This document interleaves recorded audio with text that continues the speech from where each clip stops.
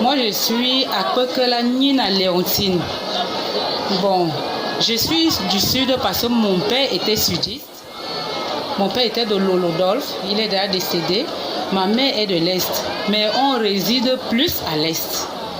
Bon, je suis née dans la polygamie parce que mon père s'est épousé de beaucoup de femmes. Et ma maman, peu avant de quitter du mariage, moi je n'ai même pas connu quand ma mère était dans les portes de mon papa. Parce que quand elle quittait, j'étais toute petite. Maintenant, on était restés là-bas délaissés. Vous savez que quand c'est une autre mère qui tient les autres enfants, il n'y a pas trop l'amour maternel. On a grandi comme ça. Peu après, on est quitté pour aller rejoindre notre maman. La maman s'est débattue parce que papa ne faisait presque rien pour nous, pour notre suivi, l'école surtout. La maman faisait les mains et les pieds pour nous envoyer à l'école. Quand on était un peu grand, j'avais dans l'âge de 15 ans. On faisait les efforts, tu fais ton petit commerce pendant les vacances pour aider ta mère. Toi-même, tu te fais inscrire au collège. Maintenant, à l'âge de 18 ans, je suis entrée dans le péché. J'ai conçu ma première grossesse. Ce fut le début des difficultés de ma vie. Après avoir accouché, j'ai voulu encore continuer, mais il n'y avait plus moyen. Ma mère voulait encore insister, mais elle a dit que je ne sais pas ce que je peux suivre, ou toi, ou ton bébé. Tu vas faire le choix. J'ai dit, maman, je vais venir garder l'enfant parce que je te vois, tu es occupée, je ne suis pas le seul enfant que tu encadres. Je suis restée 1 an. Après, j'ai encore forcé. L'autre année, ça n'a pas tenu. Je n'ai que fait un trimestre. Donc, présentement, là où je suis là, j'ai le niveau 3e, mais je n'ai pas eu le BPC. Quand j'étais déjà à la maison, 2e grossesse, 3e grossesse. C'est comme ça que la charge s'est ajoutée sur moi. Maintenant, ma mère s'est opposée. Tout ça, les grossesses, là, ma mère ne voulait pas. J'étais contre ma mère. J'étais désobéissante à ma mère. Si bien que quand elle me parlait, je m'irritais, je faisais des jours sans causer avec ma mère. Parfois même, j'avais des gens qui me déconseillaient. On me dit que va chez elle, va prendre les remèdes. Viens convaincre ta mère. Je partais, je faisais. Mais rien ne marchait. Le Seigneur ne voulait pas cela. Maintenant, après, l'année surpassée, je suis tombée malade. Étant malade, ma mère dit va à l'hôpital. J'ai insisté et dit non maman, je n'ai pas l'argent pour aller à l'hôpital. Elle me dit va à l'hôpital. Va à l'hôpital. Je suis quittée, je m'en vais à l'hôpital à Doumé. Parce que nous sommes de Doumé. Plus particulièrement, le village, c'est pas qui. Arrivé là-bas, j'ai fait 3 jours. On m'a interné là-bas. J'ai appelé maman. Maman est restée avec moi pendant les 3 jours. Le docteur me dit il faut qu'on te fasse l'échographie pour voir ce qui ne va pas dans ton ventre. Quand je passe à l'échographie, la journée passe, le docteur ne me donne pas le résultat. Il me regarde là comme si quelque chose ne va pas. Quand mon grand frère aîné est venu, j'ai dit Martin, va voir le médecin, demande-lui qu'est-ce qu'il a vu dans ce résultat d'échographie, qu'il me dise, même si je veux mourir, qu'on me dise. Après, mon frère vient, il me prend, il dit, allons-y dans le bureau du médecin, accompagné de notre oncle, dans le petit frère de notre maman. On me donne la place, je m'assois. Le docteur prend la parole d'un ton bizarre comme ça, il commence à expliquer, machin. Après, il dit, mon frère, votre soeur là doit aller à l'hôpital à Yaoundé. Je dois aller à Yaoundé. On appelle l'hôpital là comment? Il a dit que j'avais l'hépatite B. Vous entendez? Non, pas au centre Jameau. Il y a un hôpital là, je ne sais pas comment. Non. Il n'y a pas. Moi, je ne suis même pas partie là-bas. Je ne me suis pas rendue à Yaoundé. La maman regarde, dit, on aura quel argent pour aller dans cet hôpital de Yaoundé là? On connaît la ville, les grandes villes. Comment je vais faire? Je préfère qu'on aille à Bertois. Je rentre encore à la maison. Ma petite sœur me dit, là où tu es là, il faut que tu ailles chez tonton Eli à Bertois. Va chez le pasteur Eli à Bertois, à Koumé. Il y a même campagne de santé là-bas. J'ai hésité. Je faisais qu'hésiter. Elle ne faisait qu'insister. Insister. Voilà, à l'hôpital, au CHU à Yaoundé, je me rappelle donc. On m'a envoyé au CHU, mais je n'étais pas partie par manque de moyens. Un matin, je me lève et dis, je te dis de partir à Koumé. Va voir le pasteur tonton. Il m'a donné le contact. J'ai pris la voiture, je suis arrivée. Je l'ai cherché. Tu sais, à la campagne, là, il y a beaucoup de monde, il y a l'affluence. Malgré tout ça, je me suis efforcée. Je l'ai rencontré, dit pasteur. Ma petite soeur m'a envoyé vers vous. Elle dit, ah, elle m'a appelé depuis, c'est vous. Elle dit, oui. Tu as déjà fini les consultations dans les bureaux. J'ai dit, non. Elle dit, va d'abord. On m'a pris les paramètres et tout. On m'a envoyé dans un bureau. La femme là s'appelle Madame Tala. Je garde bien son nom. On arrive là-bas. Elle me fait les consultations, elle me fait les examens. Elle dit, va à l'hôpital régional. C'est là-bas qu'on fait ces examens. Je n'ai pas fait les examens. Je reviens. Le 3e jour, parce que moi, je ne veux pas trop tirer. C'est long. Elle me dit, maintenant j'ai fini avec toi. J'ai envoyé ton carnet devant. Tu vas suivre ton carnet. Quand on m'appelle donc là où elle m'a envoyé dans la salle où on m'a appelé, j'entre, je trouve Monsieur Tala. Toujours les Tala. Je m'assois, il me regarde fixement. Il ne dit rien. Il me demande, c'est vous tel, il prononce mon nom. Je dis, oui, docteur, c'est moi. Il me regarde, il dit, je ne sais pas ce que je peux vous dire. Mais c'est douloureux. Je ne peux pas vous cacher. Votre cas est grave. Il n'y a pas de médicaments pour vous. Vous attendez juste votre temps. Vous attendez votre temps. Parce qu'il n'y a pas encore de médicaments pour l'hépatite B. Ce que vous devez faire, c'est d'aller prendre tous vos enfants, les amener ici, qu'on puisse les faire les examens, voir s'ils ne sont pas atteints de l'hépatite. J'ai réfléchi. Alors que j'avais tout mon courage à partir de l'hôpital de Doumé quand on m'avait annoncé cela. Je n'avais pas pleuré là-bas. Mais quand il me dit que c'est douloureux, je n'ai plus rien à espérer. J'attends seulement mon jour. Je lui ai répondu, pasteur, si Jésus est vivant, je sais que je vivrai, je vais guérir. C'est comme ça que je lui avais répondu dans son bureau. Il me dit comme ça, ma fille, elle dit oui. Docteur, je le sais bien. J'ai la conviction que tant que Jésus est vivant, je vais guérir. Il me dit, je manque de cadeaux pour vous donner. Il a pris un mambo, il m'a donné. Il dit, va. Je suis sortie. Pendant que les pasteurs m'attendaient pour la consultation là-bas. Dès que je suis sortie du dehors, malgré tout mon courage que j'avais, j'ai éclaté des pleurs. J'ai pleuré pendant plus de 30 minutes. J'arrive même dans leur bureau. Tous les pasteurs me regardaient. On me pose la question, je pleure. On me pose la question, je pleure, je pleure, je pleure, je pleure. Le pasteur m'appelle Tantine Nina.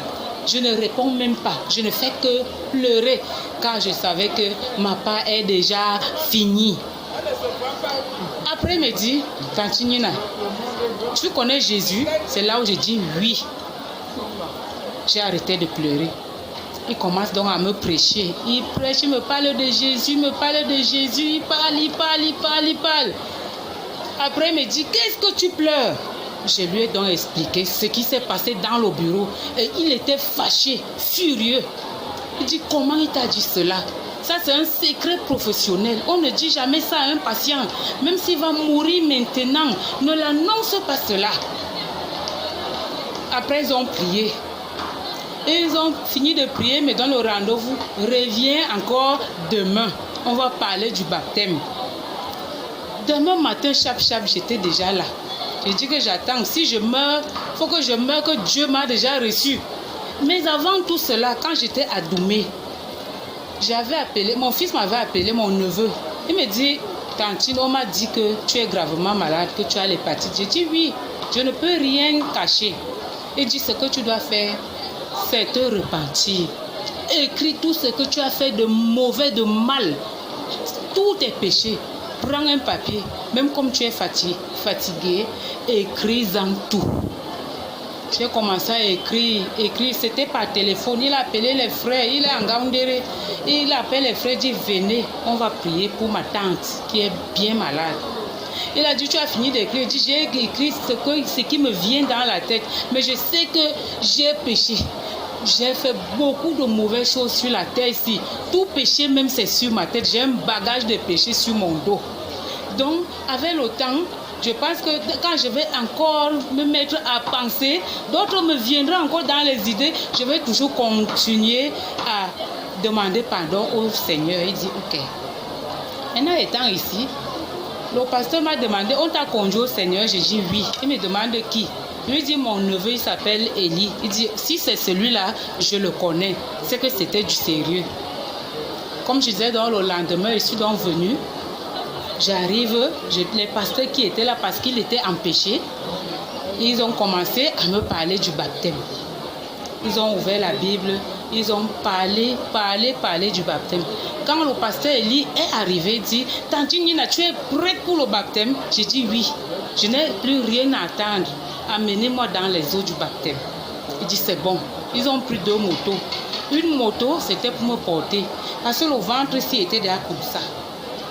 Mon ventre était déjà gros comme ça. La couleur de ma peau avait déjà changé. J'étais même déjà fatiguée. Mais malgré tout ça, je ai dit que faut que je meure, que Jésus m'a connu. Si je meurs, que Jésus ne me connaît pas, je vais aller en enfer.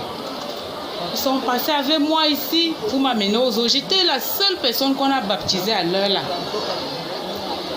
Il me dit, tu as apporté les habits pour le baptême? Il dit, pasteur, il n'y a pas de tenue unique pour le baptême. J'avais un ensemble pagne. J'ai enlevé le corsage, j'ai gardé, j'ai enlevé le soutien, mes sous-vêtements. J'ai pris un pagne, je me suis enroulé comme ça. Ils m'ont amené, ils m'ont descendu. Comme j'étais déjà maigre, il dit au pasteur qui m'a amené dans les eaux, c'était un anglophone, pasteur Michel. Il dit, tourne le dos à la mer, c'est une maman, elle a des grands enfants. Il ne faut pas que si le pagne s'ouvre, qu'on voit sa nudité. C'est comme ça qu'ils me tournent donc. Ils m'ont baptisé. Ils me transportent encore pour m'amener à la rive. Je vous assure, mes soeurs, dès que je suis sortie des eaux du baptême, c'est comme si je pouvais m'envoler. J'étais légère.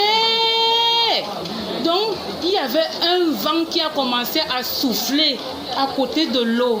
Le vent soufflait, ça soufflait, ça soufflait. J'étais, je ne sais pas, les mots me manquent pour vous expliquer. Quand nous sommes arrivés, le pasteur a donné 500 fois dit Tante Nina, prends la moto, tu pars à la maison. Là, mon grand frère est à Tigaza, c'est là où j'étais. J'ai fait 5 mois là à Tigaza. Hôpital sur hôpital. J'ai fait 4 hôpitaux. J'ai commencé à Doumé. Je suis venue ici à la Hop Clinique. Je suis partie à l'hôpital régional et je me suis arrêtée à l'hôpital à la GMI. Je me suis arrêtée à la GMI. C'est là où j'ai dit fin avec les hôpitaux. Dès que je suis donc arrivée à la maison, ma maman m'attendait patiemment. J'étais assise. Dès que... Bon, c'est elle qui a observé ça. Moi, je ne connais rien de ce qui s'est passé. Elle a seulement entendu quand j'ai roté. Elle dit que j'ai fait ouf. Dès que j'ai fait comme ça, tout le ventre est rentré. C'est comme ça que mon ventre a pris la forme normale.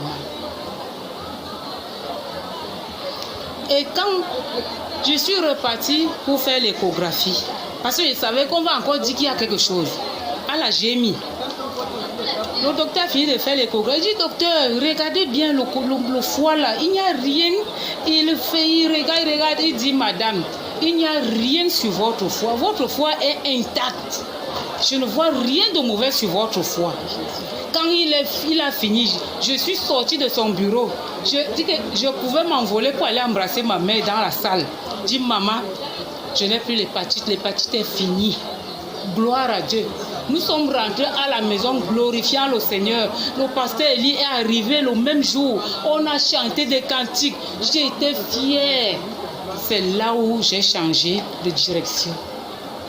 C'est là où j'ai dit qu'avec Jésus, c'est son pied, mon pied. Jusqu'à jamais. C'est là où j'ai cru. Vraiment, j'ai vu la main de Dieu.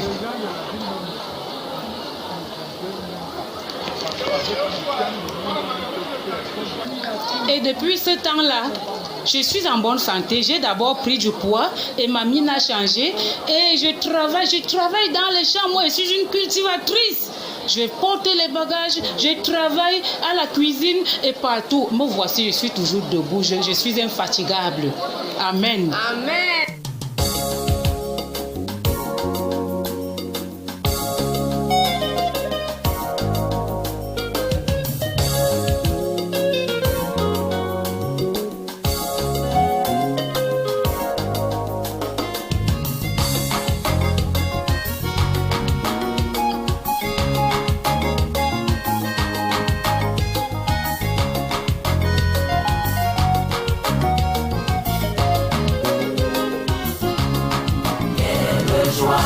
J'appartiens à Jésus.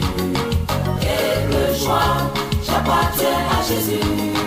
Quelle joie, j'appartiens au grand roi. Il vit en moi et je vis pour lui. Quelle joie, j'appartiens à Jésus. Quelle joie, j'appartiens à Jésus.